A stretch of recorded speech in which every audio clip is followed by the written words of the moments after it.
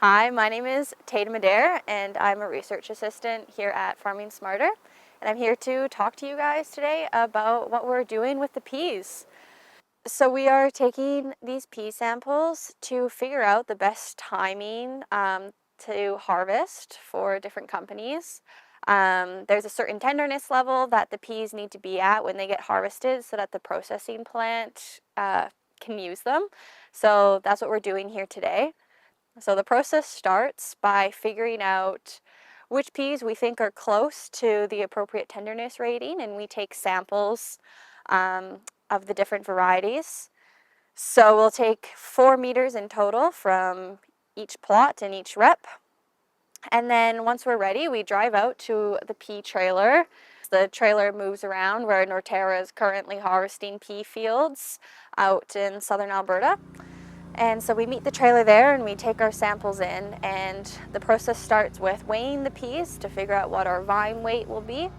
And then we throw it through a threshing drum, and the threshing drum will separate the pods from the shells and the vines. And then once we have these peas, it's not a perfect process, so then we have to throw these peas through 2 different sieve sizes. So the peas will fall through.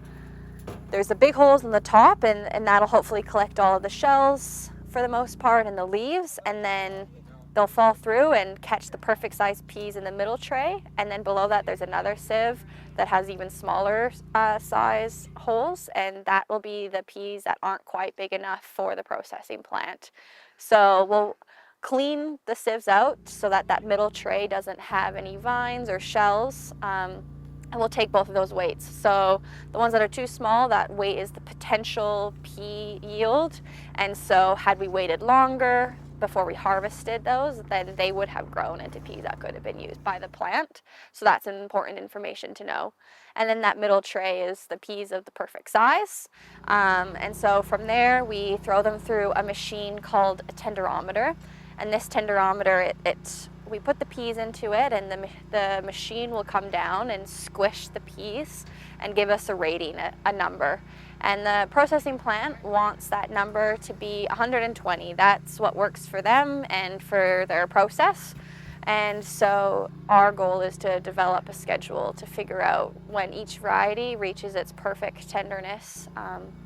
And then we send that off, and our time is done.